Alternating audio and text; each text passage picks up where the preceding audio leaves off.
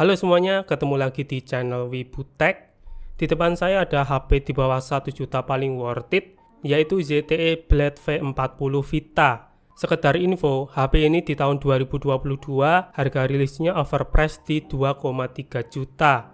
Tapi sekarang harganya udah turun drastis, lebih dari setengah harga rilisnya. Dan ini saya beli cuma 930 ribuan, tapi setelah dipotong voucher. Kalau teman-teman berminat, link tempat saya beli ada di deskripsi. BTW, buat kalian yang baru tahu merek ZTE ini, sebenarnya ZTE ini brand lama dari Cina.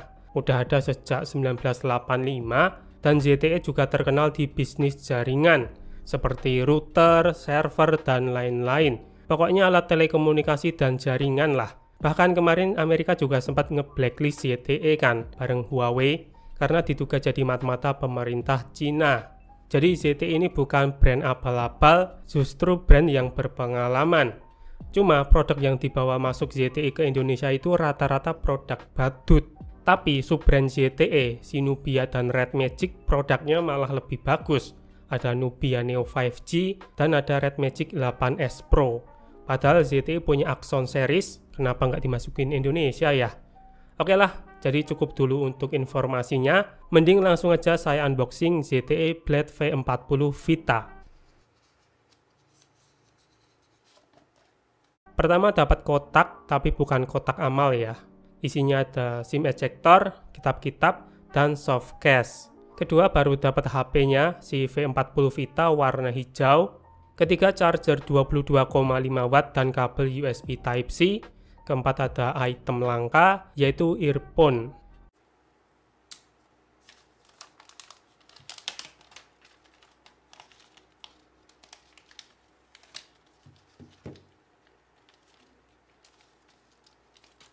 Oke, ini dia ZTE Blade V40 Vita. First impresi, belakangnya ngingetin saya sama HP teman saya, Redmi 9T. Warna hijaunya sama, kilauannya sama, bahkan ukuran watermarknya juga sama. Tulisannya kurang gede ini. Dan soal build quality, ini solid banget, kerasa padat. Kalau dibandingin sama itel S23, saya rasa lebih bagus build quality ZTE Blade V40 Vita. Oke, sekarang bahas sisi per sisinya. Kanan ada tombol volume dan tombol power yang sekaligus jadi fingerprint. Untuk feel-nya lumayan clicky, tapi sedikit oblak. Atas polosan aja, kiri ada SIM tray triple slot, bawah ada audio jack, mikrofon, port Type-C 2.0, dan grill mono speaker. Terus belakang ada modul triple kamera, dan untuk desain belakangnya kayak begini, mirip Redmi 9T. Lalu bagian depan ada layar water drop model U, kamera selfie 8 MP, earpiece, dan sensor-sensor. Oh ya, HP ini punya LED notifikasi, saya tahu dari channelnya MA Tech. Cuma sayangnya ini nggak dapat screen protector, tapi di toko saya beli, untungnya gratis tempered glass. BTW kaca HP ini fingerprint magnet, berarti nggak ada oleopop coatingnya. Oke, jadi ini mau saya setup dulu, dan kita ketemu setelah selesai saya setup.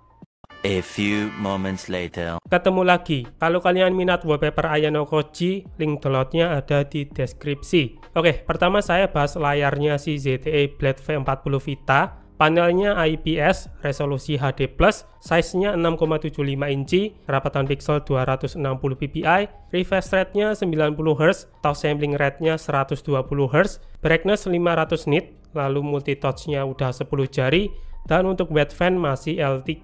Cuma buat proteksi, ini nggak ada informasinya. Overall untuk kualitas HD Plus-nya oke lah. Setidaknya kalau dibandingin HD Plus itel S23, masih lebih bagus tone warna di ZTE Blade V40 Vita. Kalau di itel S23 HD Plus-nya kebiruan, sedangkan ZTE lebih pas.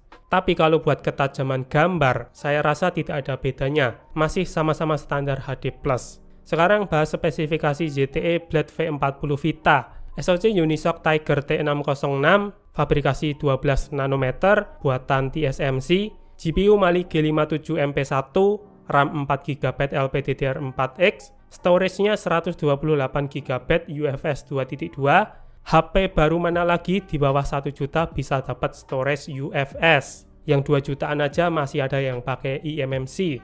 Dan ini masih bisa ditambah micro SD. Lalu baterai 5130 mAh dengan speed charging 22,5 watt. Overall untuk HP di bawah 1 juta speknya udah mantep banget. Terus ke skor benchmark, Antutu 10 dapat 240 ribuan, Geekbench 5 dapat skor single dan multicore segini, kurang lebih skornya mepet-mepet Helio G85. Terus ke kelengkapan sensor, sayangnya banyak yang absen, magnetic sensor nggak ada, gyroscope juga nggak ada, apalagi NFC. Si V40 Vita ini nggak ada semuanya, tapi setidaknya ada sensor cahaya buat auto brightness. Oke, sekarang ke bagian software. ZTE Blade V40 Vita pakai skin MyOS 11 dengan basis Android 11 dan free storage di awal tadi 115 GB. Jadi softwarenya cukup ringan dan ini itu tidak termasuk RAM virtualnya ya.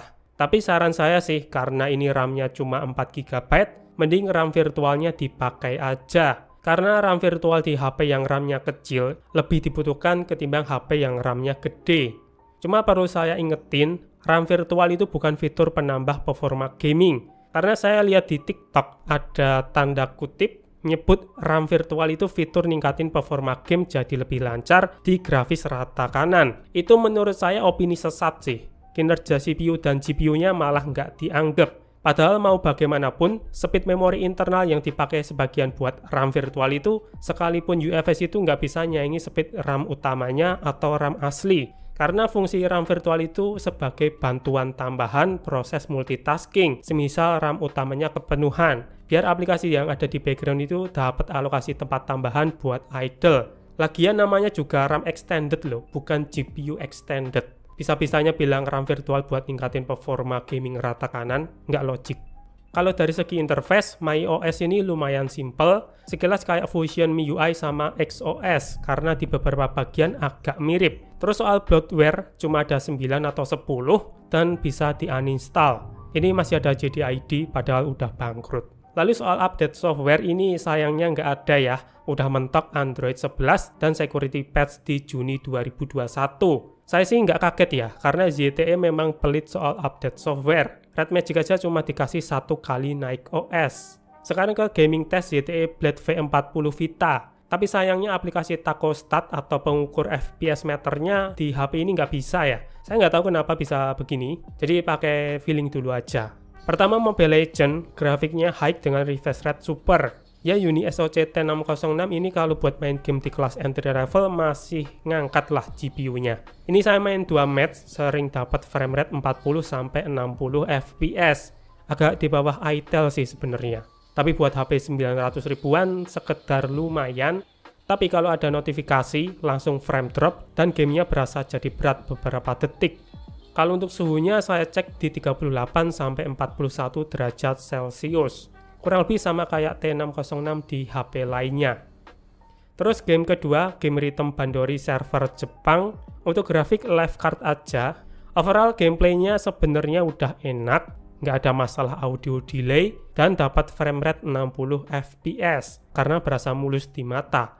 Tapi buat touch-nya, ini agak kurang enak, karena kaca layar HP ini tuh berasa keset, jadi perlu anti gores yang bagus. Cuma saya masih gampang buat dapetin full combo sih.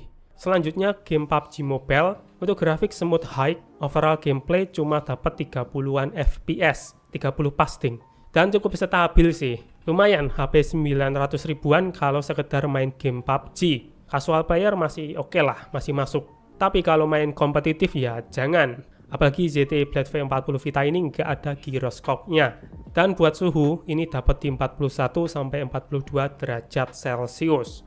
Sekarang ke kamera ZTE Blade V40 Vita, setup triple kamera, main kameranya 48 megapiksel, pakai sensor Hainik HI4821 yang ditemani dua lensa tidak berguna 2 megapiksel, depth dan makro. Sedangkan kamera depannya 8 megapiksel yang sensornya saya tidak tahu yang mana ya, Hainik atau Galaxy Core.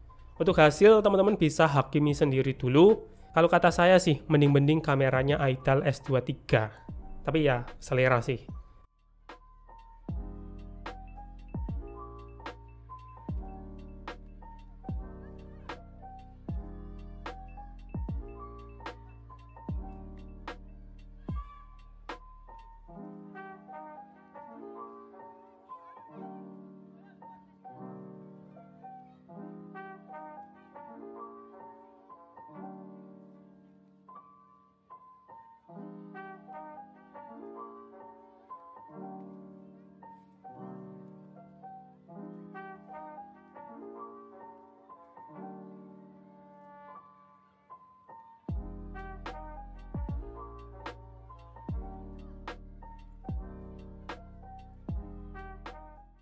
Oke, ZTE Blade V40 Vita, kalau kalian lagi cari HP di bawah 1 juta dengan spek terbaik, HP ini saya rekomendasikan.